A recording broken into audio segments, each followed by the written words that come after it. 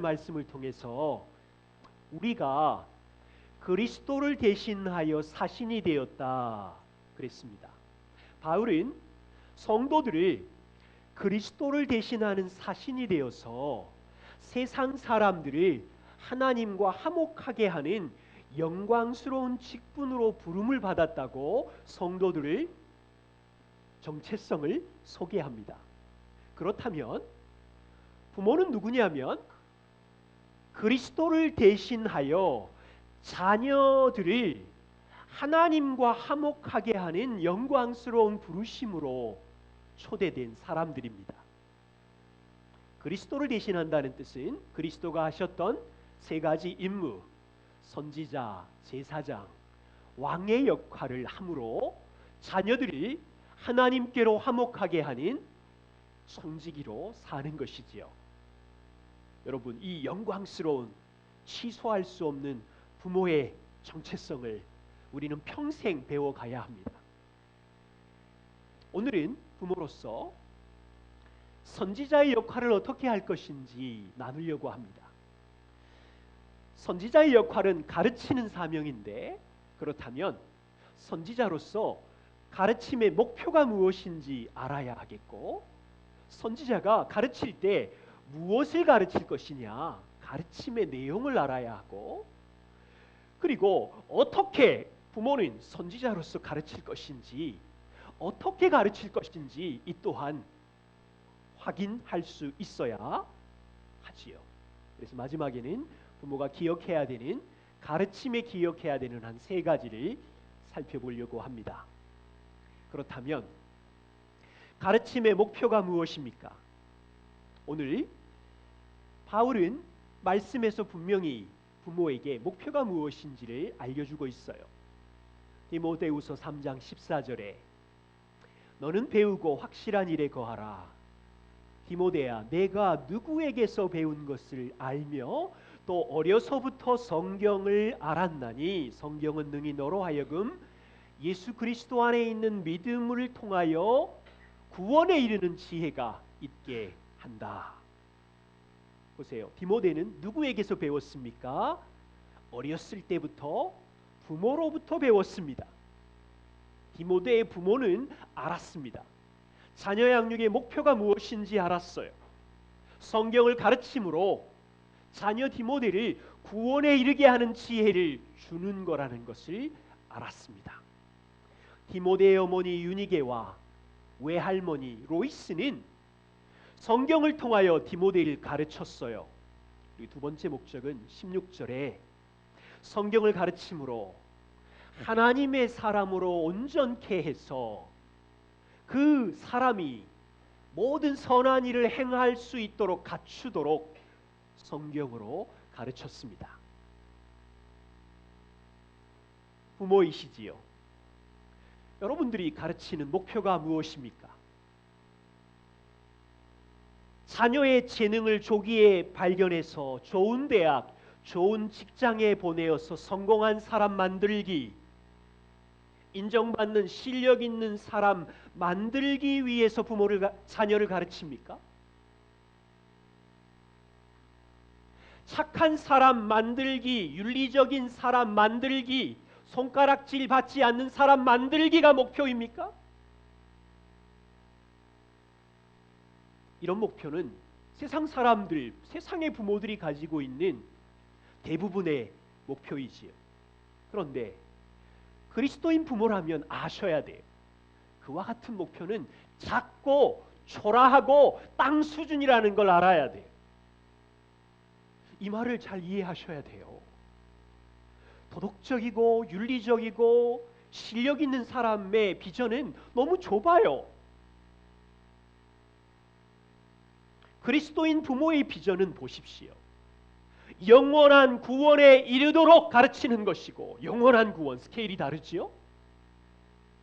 그냥 이 땅의 세상 시민이 아니라 하나님의 사람으로 세워지도록 가르치는 것이고, 한 가지 추가하면 이미 이 서신서에 담겨 있는 것처럼 부모 세대와 디모데 자녀 세대가 함께 하나님의 나라를 세우기 위한 목표로 자녀 양육을 하는 거예요.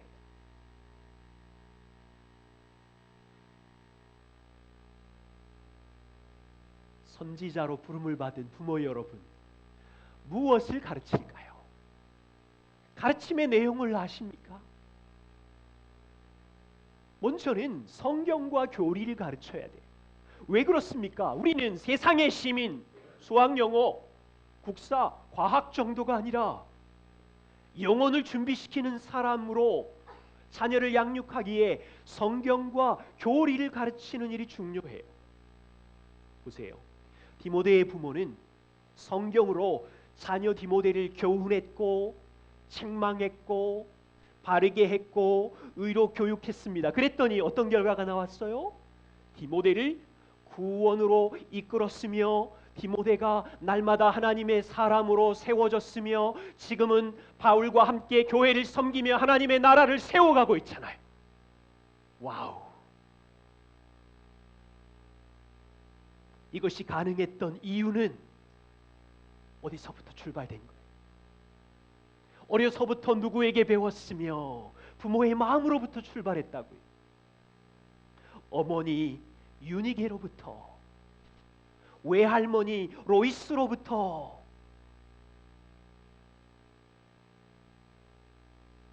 오늘날 많은 부모들이 잃어버린 영역이에요. 그리스도인들이라고 하는데 정말 전략적으로 성경과 교리를 가르치지 않아요. 여러분 보시는 이 장면은요, 존 메가더 목사님이 하나님의 방식으로 자녀 키우기라는 책에서 제시한 부모가 자녀에게 가르쳐야 할 10가지를 제 나름대로 정리해서 한 번에 소개한 겁니다. 보세요. 존 메가더 목사님은 자녀에게 가장 중요한 복음을 가르쳐라, 하나님이 누구이며 하나님의 성품과 하신 일을 가르쳐라, 부모에게 순종하도록 가르쳐라, 자녀들이 날마다 너희처럼 죄와 싸우고 있으니 어떻게 죄와 싸우는지 방법을 가르쳐라, 너희처럼 자녀들도 말씀의 힘, 기도의 힘이 필요하니 스스로 말씀을 묵상하고 기도할 수 있도록 영적 훈련을 해라, 그들도 하나님의 나라를 함께 세워야 하니 교회를 사랑할 수 있는 본이 되어 가르쳐라, 다른 사람과 관계를 맺는 방법을 알려주어라, 부모가 하고 있는 일의 중요성과 하나님이 주시는 살을 자녀들이 어떻게 발견하는지를 가르치고, 살아가는 동안 지혜롭게 말하는 법이 무엇이며 혀를 절제하고 길들이는 방법이 무엇인지를 가르치고, 돈을 어떻게 관리할 것이고 그 물질이 청지기이며 전부가 아니라 하나님 기뻐하는 곳에 사용하는 원리를 가르쳐라. 얼마나 구체적이에요. 놀라운 건 이게 학교에서 가르치는 임무가 아니에요. 학교에서는 이런 거 안 가르쳐요. 수학 영어만 가르치지. 부모로서 이 10가지를 섬세하게 배우고 살아내며 가르칠 수 있어야 돼요. 그 다음 보십시오. 신학자 조엘 비키 목사님이 부모가 자녀에게 성경의 진리를 가르쳐야 할 10가지를 소개합니다. 오늘 큰일 났네. 이 많은 걸 어떻게. 하나님의 성품과 속성이 무엇인지 자녀에게 가르쳐라. 날마다 살아갈 때 인간이 얼마나 심각한 죄인인지 죄가 들통날 때마다 죄인됨을 가르쳐라. 자녀들에게 이 땅이 끝이 아니라 죽음 이후에 천국과 지옥, 하나님 앞에 최후의 심판 앞에 선다는 것을 가르쳐라.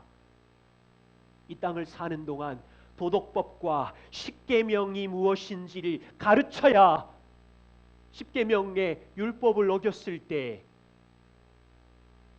죄인됨을 알 것이다.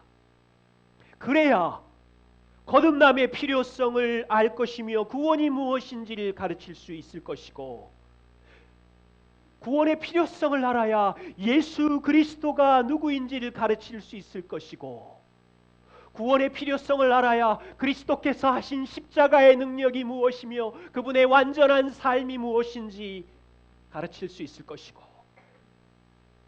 그리스도를 믿고 신뢰하며 살아가는 믿음이 무엇인지 가르칠 수 있을 것이고, 그분과 함께 이 땅에서 거룩한 삶을 사는 성화의 원리를 가르쳐야 하며, 그리고 이 땅 사는 동안 천국의 기쁨이 무엇인지 가르쳐라.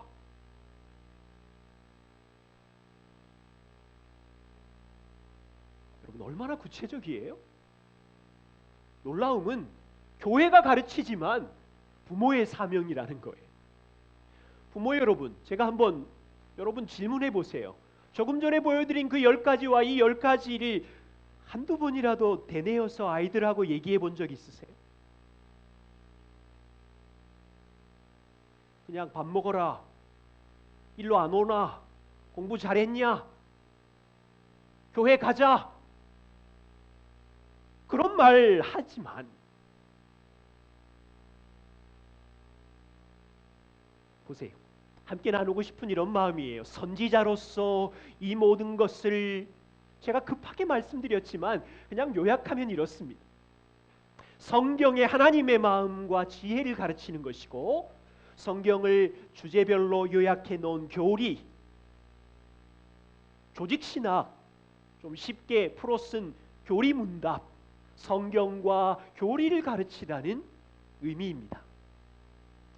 우리 교회식으로 말하면 롱스토리 숏으로 창세기와 계시록까지 있는 하나님의 마음을 가르치라는 의미이고, 우리가 추천하는 조직신학이든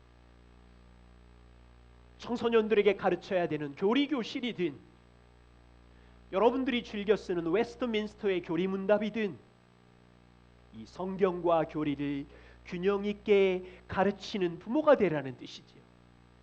그런데 저와 우리가 공감하는 것처럼 이 땅의 슬픈 일은 주변에 있는 부모들이 정말로 성경의 진리와 성경의 주제별 교리를 붙들고 씨름하면서 자녀들에게 정규적으로 가르치는 사람을 만나기가 참으로 어렵다는 거예요.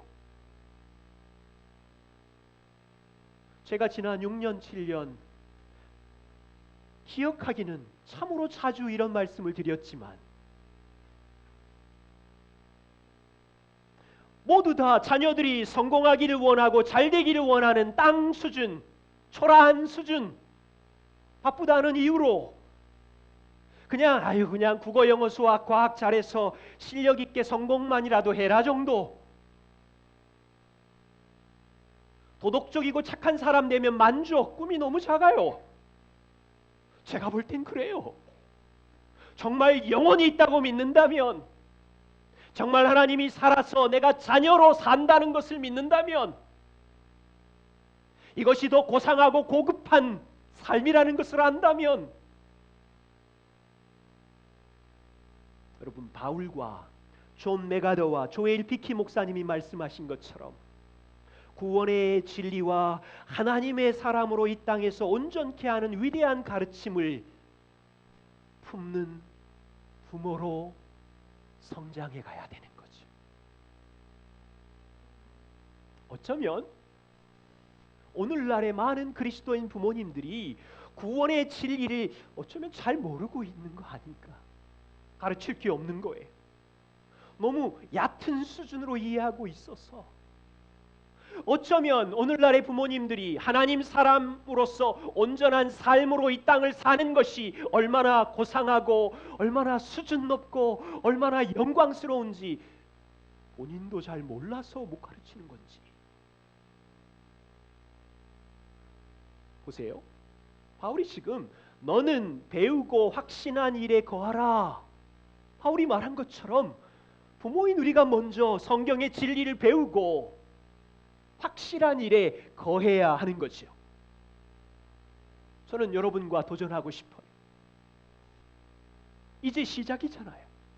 대충대충 배우지 않고 얼렁뚱땅 아이들이 커가는 거 지켜보는 것이 아니라, 아버지와 어머니 여러분 얼마나 주도 면밀하십니까? 집을 살 때, 컴퓨터를 살 때 얼마나 구체적으로 꼼꼼하게 조사하십니까? 우리는 선지자로서 정말 하나님 앞에 겸손하게 이 영광스러운 부모의 사명을 함께 배워 가십시다.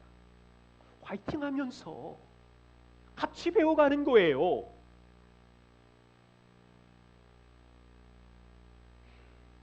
두 번째는 자녀의 지적인 영역을 가르쳐야 되겠지요. 자녀를 지성적으로 훈련한다는 이야기는 성경의 내용만을 가르친다는 뜻이 아니지요. 자녀들은 성경의 하나님의 세계관을 가지고 사회를 읽어내야 하고 세상을 볼 수 있는 지적인 능력과 사고력을 키워야 합니다. 국어, 수학, 영어, 과학, 역사, 문학, 하나님이 이 땅에 존재하게 만든 이론과 학문이시여, 이 지적인 훈련을 자녀들이 성실하게 최선을 다할 수 있어야 세상을 섬기는 그리스도인으로 설 수 있겠지요. 부모는 이 일을 적극 도와야 하는 거지요. 다시 말하면 부모는 학교와 연합해서 학교 선생님과 하나가 되어서 교회 목회자와 교회 학교 교사와 하나가 되어서 자녀의 지적인 훈련과 영역을 잘할 수 있도록 도와주어야 되겠지요. 이때 자녀들의 지성적인 영역을 훈련할 때 몇 가지 조심할 것이 있습니다. 하나는요, 가정의 각종 정보 매체를 조절하고 통제하는 원리를 부부가 의논해야 합니다.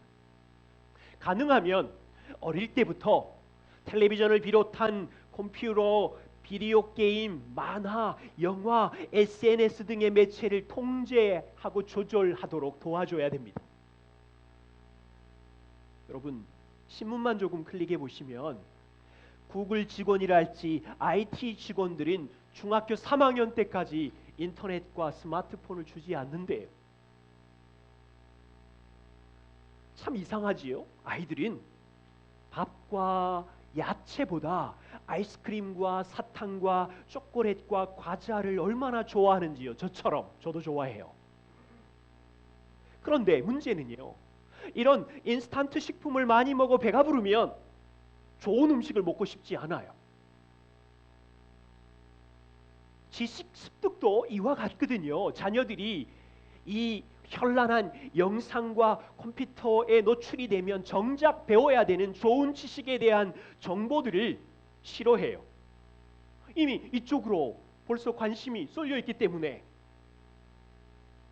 여러분, 이 사실을 안다면 부모는 가능한 한 자녀들이 지적으로 사고하고 상상력을 키울 수 있도록 이 기계 문명의 노출을 최대한, 때로는 넘어져서 어쩔 수 없을 때도 있지만 어릴 때부터 최대한 늦추고 굶기고 자제시켜줘야 얘네들이 심심해서 책을 찾기 시작하거든요. 책을 찾으며 다니거든요. 그래야 지적인 능력을 심어줄 수 있는데, 세상이 너무 정보화가 되어서 이것이 얼마나 어려운 전쟁인지 우리는 금방 알게 됩니다. 부부는 자녀들의 성장의 시즌에 따라서 전략적으로 대화하셔야 되고 유기적으로 자녀들을 도와줄 수 있으면 좋습니다. 또 한 가지는요, 부모는 자녀의 학습 능력에 따라서 비교하지 말아 주십시오. 부탁드립니다. 제발 형제끼리 비교하지 말아 주십시오. 형은 얼마나 잘하니 너는 왜 못하니, 동생이 얼마나 잘하니 형이 돼가지고 그 모양이니, 야 교회 그 친구는 수학, 영어, 국어 벌써 거기까지 갔더라 너는 왜 못하니, 이렇게 말하는 부모님이 있어요 없어요?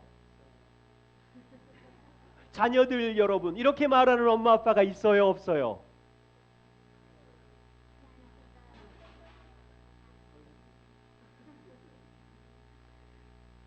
기억하십시오. 가르칠 때 비교하기 시작하면 자녀들은 불쾌해합니다.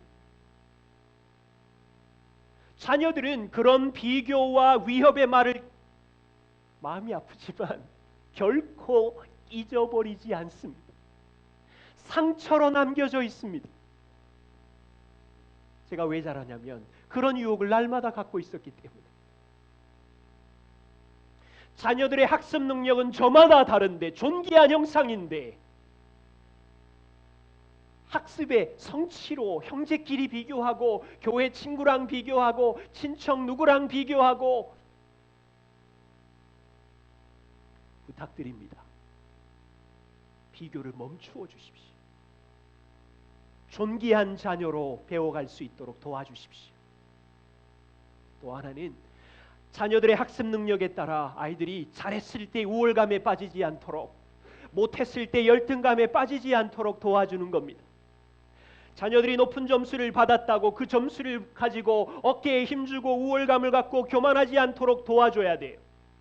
점수가 100점 맞았을 때는 지혜와 은혜를 주신 하나님께 감사하고 점수 못 받은 친구들을 도와주고 사랑해야지, 나는 이만큼 받았다고 저 밑에 못 받은 사람을 향하여 손가락질하게 내버려 두면 자녀들이 점수가 낮을 때 그 점수로 자신을 평가하며 열등감에 빠지지 않도록 하나님은 우리를 점수로 평가하지 않으셔. 너의 행위로 평가하지 않으셔. 너의 진정한 가치는 존귀한 형상이야.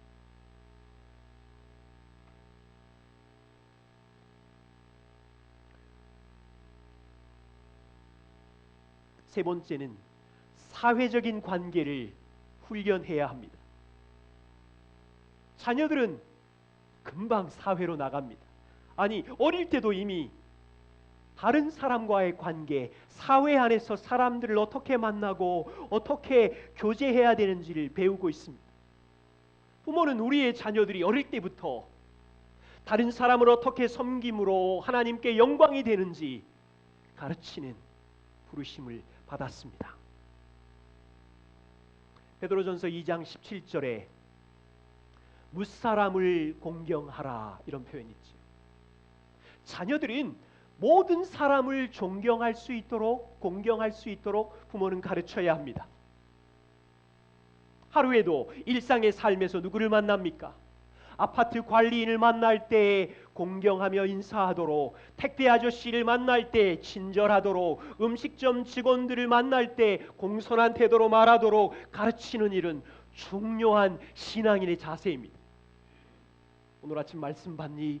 그것과 함께 중요한 자세입니다. 노인들을 존중할 수 있도록 아픈 사람과 가난한 사람들에게 긍휼을 베푸는 마음이 무엇인지 가르쳐야 하고요. 약한 자를 보호할 수 있도록 세상 정치인들에게 함부로 대하지 않고 존중할 수 있도록 가르치는 일은 하나님의 자녀가 해야 할 일입니다. 이건 그냥 되지 않아요. 상당한 절제와 자기 부정의 훈련이 필요해요. 여러분들에게 부탁드리는 것은 어린 나이일수록 이런 훈련을 자주 시켜주십시오. 예를 들면 주일날 교회를 오실 때 차 안에서 음악을 들으시면서 자녀들에게 실습을 할 수 있도록 매주 한 번씩 상기시켜 주는 거예요. 오늘 교회로 가면 어른들을 만날 텐데 어떻게 공손하게 인사하고 대답하는지 가르치십시오. 한 가지 팁을 드리면 집에 문을 열고 환대할 때 손님이 옵니다. 손님이 집에 도착하기 전에 자녀들에게 어떻게 손님을 맞이하고 인사하는지를 가르치는 거지요. 그리고 아주 좋은 방법은 식탁에서 한자리에 있을 때 질문하는 방법을 가르치는 거예요. 사람과의 관계를 가르쳐 주는 거니까 그건 그냥 되지 않아요. 손님이 오시기 전에 아이들하고 미리 얘들아 오늘 누가 오시는데 어떤 질문을 할 거니 세 가지만 뽑아서 아빠 엄마에게 이야기해 주어라. 그 질문을 듣고 아이들이 식탁에 식사를 하면서 적당한 때 끼어 들어와서 그 질문을 할 수 있도록 도와주는 거지요. 그리고 손님이 돌아가시면 어떻게 그 질문에 자녀가 반응했는지 칭찬해주고 격려해주면서 다른 사람들을 만나는 방법을 가정의 문을 열면서도 가르칠 수 있습니다.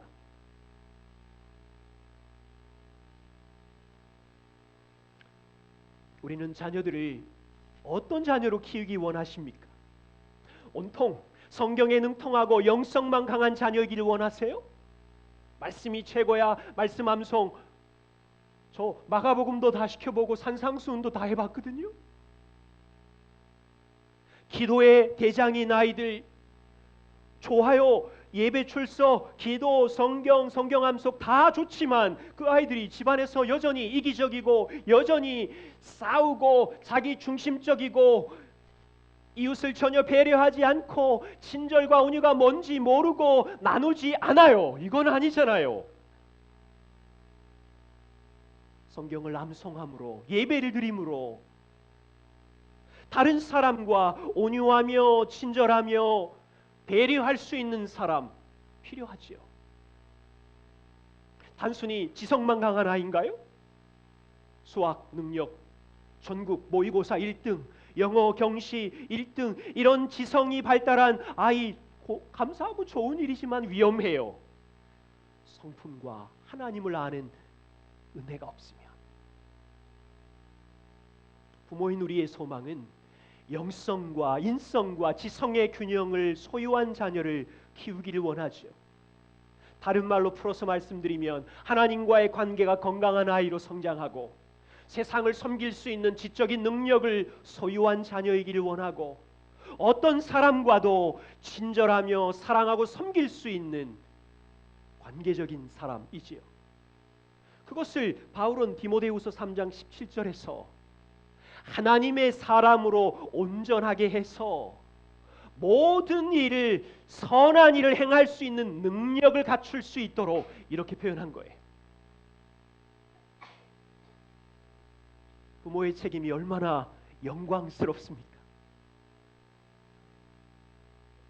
그렇다면 선지자들은 어떻게 가르칠 수 있을까요? 다른 방법이 없습니다. 삶의 본이 되어 가르치는 거예요. 여기서 타협하려고 하지 마십시오. 보세요. 무엇을 가르칠지 가르침의 내용을 보았습니다. 어떻게 가르칠까요? 그냥 말만 가르친다고요? 물론 말로도 가르쳐야 하지만 앞서서 부모는 선구자인데 그것이 진리라면, 가르치는 것이 진리라면 부모가 먼저 살아내는 본을 보임으로 가르치는 거예요.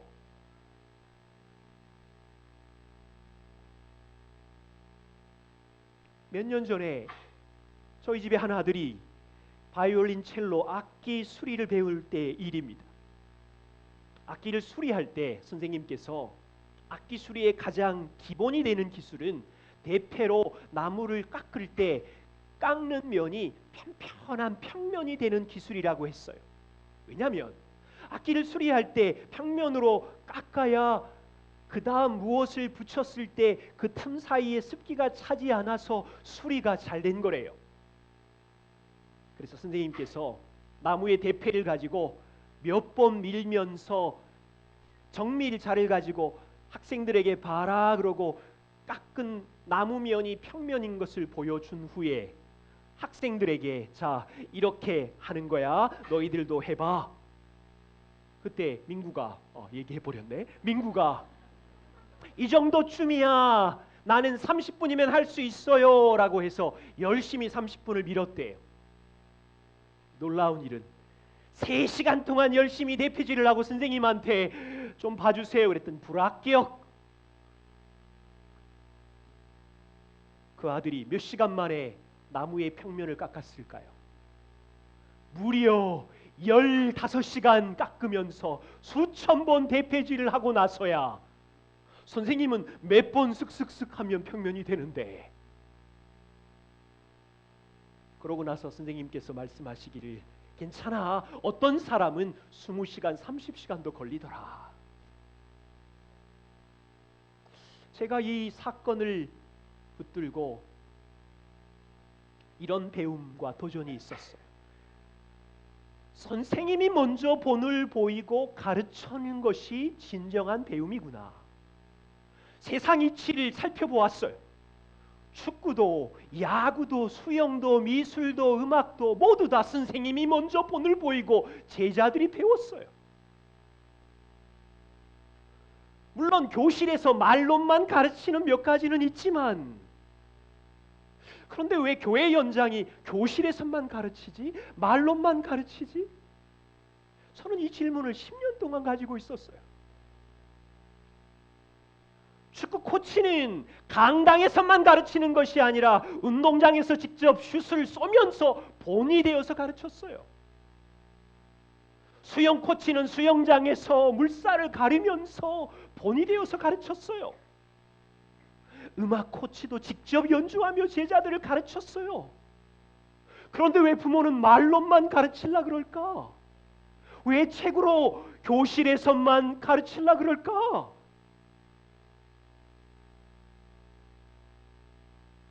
여러분, 이 질문을 해결하고 가야 돼요. 자녀들은 모방자입니다. 이건 기업이 아니라 공장으로 찍어내는 게 아니에요. 생명이에요. 인격이에요. 마음이 있어요. 여러분, 여기서 이 헬라적인 교실을 깨트리지 않으면, 히브리적인 삶으로 옮겨오는 신명기 6장의 마음이 없으면 자녀를 가르칠 수 없어요. 자녀는 일상의 삶에서 부모를 관찰하고 부모에게 영향을 받고 부모로부터 매일 배워요. 부모님이 어떻게 밥을 먹는지, 어떻게 일어나고 자는지를 배우고요. 부모를 통해 어떻게 말하는 습관을 가지고 있는지를 배우고요. 부모가 어떻게 예배하면서 찬양하는지 다 보고 있어요.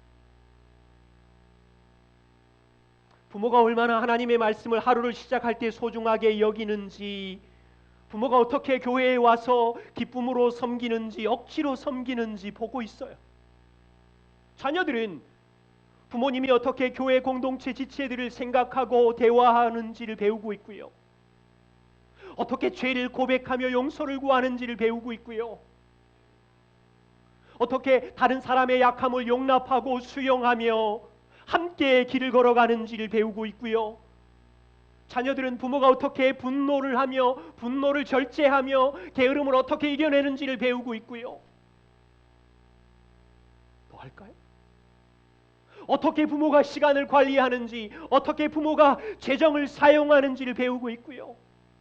하루 종일, 주일날도 하루 종일 도로 위에서, 차 안에서, 거리에서 함께 있잖아요.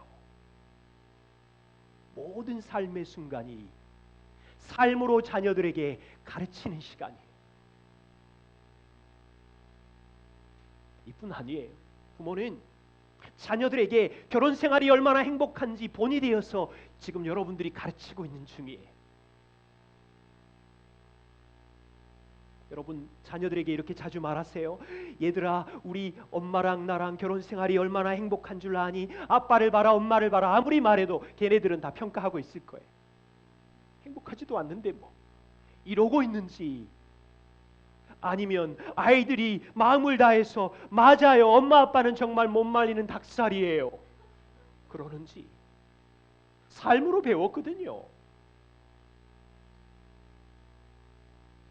자녀들은 지금 여러분들이 일이나 직업을 어떻게 받아들이는지를 지켜보고 있어요. 만일 제가 이 목사 정말 못해 먹겠어, 맨날 문제가 있고 아프고, 여러분, 제가 집에 가서 목사 못해 먹겠다고 얘기하고 하나님의 소명을 비웃고 그냥 생계의 수단으로 이걸 여긴다면 우리 아이들은 교회 안 올 거예요.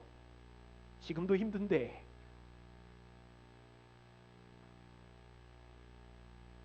자녀들은 부모님이 어떻게 다른 사람을 존중하고 관계를 맺는지 유심히 살펴보고 있어요. 부모의 입에서 정부나 경찰이 하는 일에 대하여 얼마나 불평하고 불만을 토로하는지 말 조심하셔야 돼요. 교회 목회자를 향하여 어떻게 마음을 갖고 있는지, 교회 다른 성도들을 향하여 어떻게 말하는지 부모의 말과 태도를 다 지켜보고 있어요. 항상 같이 있잖아요. 자녀는 정확하게 압니다. 부모인 우리가 겉으로 보는 앞에서 그냥 사람을 섬기고 있는지, 아니면 전심으로 기쁨으로 좋아서 사람을 돌보고 친절한지 정확하게 관찰해요. 그래서 무서워요. 문제는 부모인 우리의 삶이 완벽하지 않다는 거예요.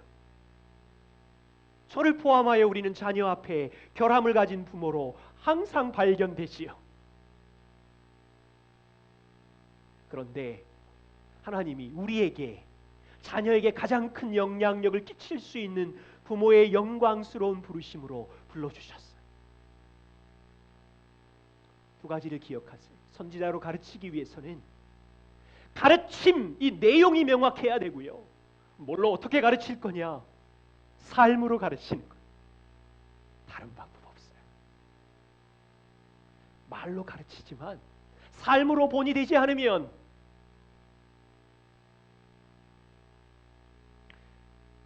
마지막입니다. 가르칠 때 세 가지를 우리 함께 기억하십시다. 하나는 모든 시간이고요. 그 다음은 모든 상황 속에서 가르치고요. 세 번째는 의도적으로 가르쳐야 합니다. 선지자로서의 부모의 사명을 감당할 때 잊지 말아야 되는 말씀은 신명기 6장 7절입니다. 내 자녀에게 부지런히 가르치며 집에 앉았을 때든지 길을 갈 때에든지 누워있을 때에든지 일어날 때에든지 이 말씀을 강론할 것이며, 이 말은 모든 시간이 선지자로서 가르칠 수 있는 기회라는 뜻입니다. 잘 보세요. 단지 교실에서 배우고 학원에서 배웠다고 가르쳤다고 생각하지 마세요. 우리는 그 정도예요. 단지 가정 예배를 드리고 주일 예배를 드렸다고 가르침 끝, 그렇게 생각하지 마세요.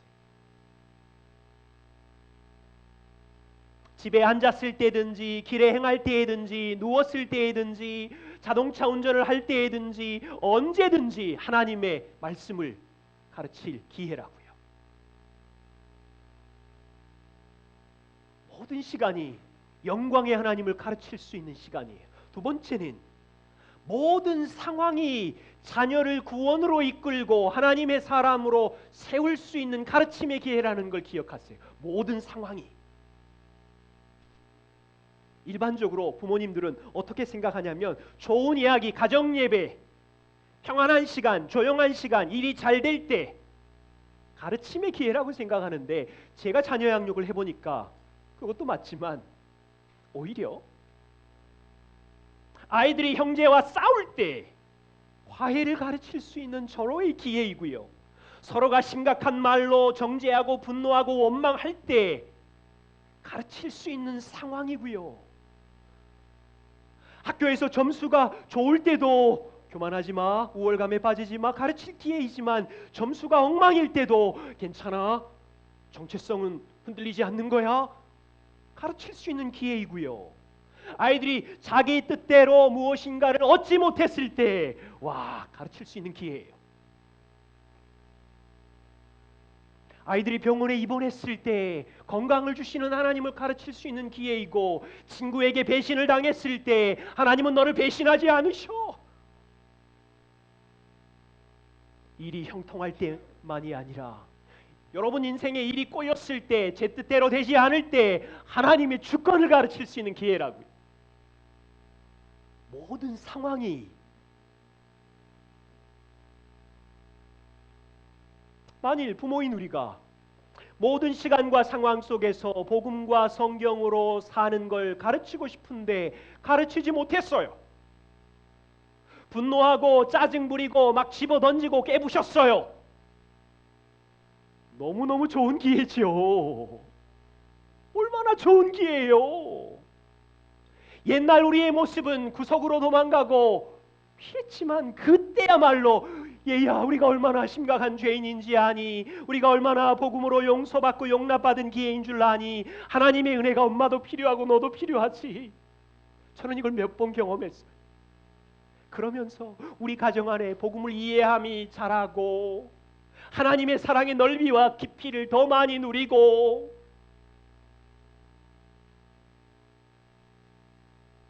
이걸 아셔야 되는데 실패했을 때, 바닥을 쳤을 때, 인생의 절벽 앞에 있을 때,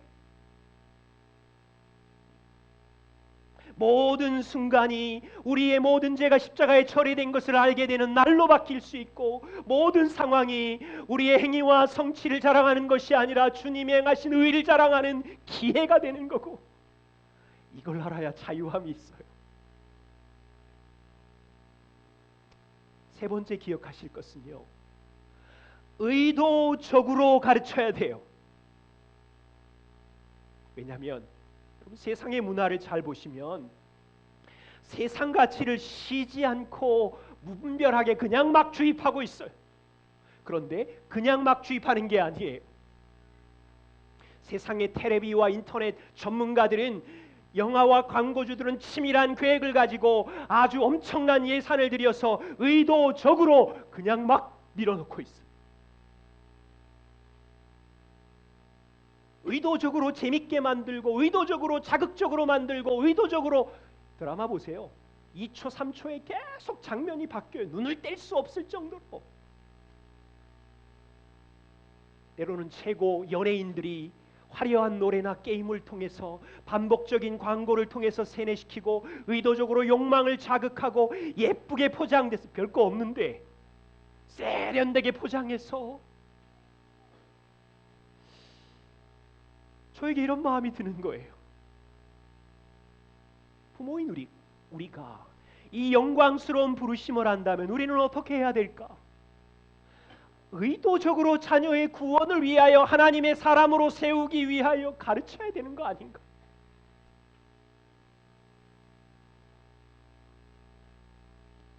이것을 실천했던 청교도 부모를 소개합니다. 제임스 패커가 경건을 위한 탐구라는 책에서 청교도들의 삶에 대한 글을 소개했습니다.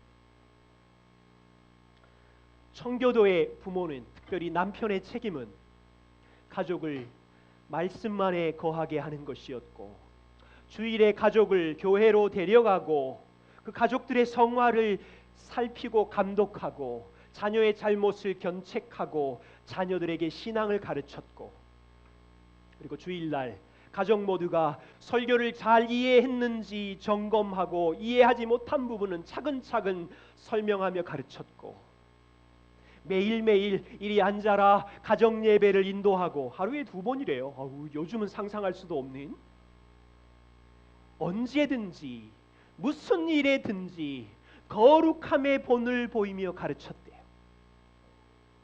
제가 이 글귀를 예전에는 그냥 지나쳤는데, 의도적으로 가르쳤다는 말에 꽂히고 살펴보니 정말 놀라웠어요. 청교도들은 모든 시간, 모든 상황을 정말 전략적으로, 의도적으로 사용하고 있음을 봤어요. 잘 보십시오. 주일날 예배 드렸다, 이게 아니었어요. 우리는 보통 우리 주일 예배 드렸지, 끝, 예배 끝. 그런데 청교도 부모들은 주일 예배를 가지고 의도적으로 잘 이해했는지, 잘못 이해했으면 도와줌으로, 가정 예배 드렸지, 끝, 이게 아니라 의도적으로 가족의 성화를 감독하고, 말씀 안에서 그들을 견책하고 신앙을 가르치는, 기회 있을 때마다 기꺼이 즐거이 시간을 내어서 의도적으로 부모의 영광의 부르심을 지키고 있었어요. 주님의 은혜께 성도 여러분, 저도 지나보니 엉망인 모습이 너무 많고요. 그런데 우리 지금 아직 늦지 않았습니다. 하루아침에 우리가 바뀌는 것도 아니고, 함께 배워갈 수 있기를 소망합니다. 이 영광스러운 부모들이 우리 주변에 없기에 우리가 고생했잖아요. 다시 한번 우리 마음을 살피고, 열방에 복을 주기를 원하시는 하나님의 마음을 품고, 실패를 했든 낙심을 했든 모든 상황과 모든 시간 속에서 선지자로서의 영광스러운 이 부르심을 함께 걸어가십시다. 누구도 완전한 부모가 없기에 서로의 연약함과 부족함이 있을 때 용납하고 함께 길을 걸으며 서로가 선한 영향력을 끼치면서 걸어갈 수 있기를 바랍니다. 시간이 지나면 우리 눈앞에 두 세대가 함께 영광의 복음을 노래하는 그날이 올 것입니다. 기도하겠습니다.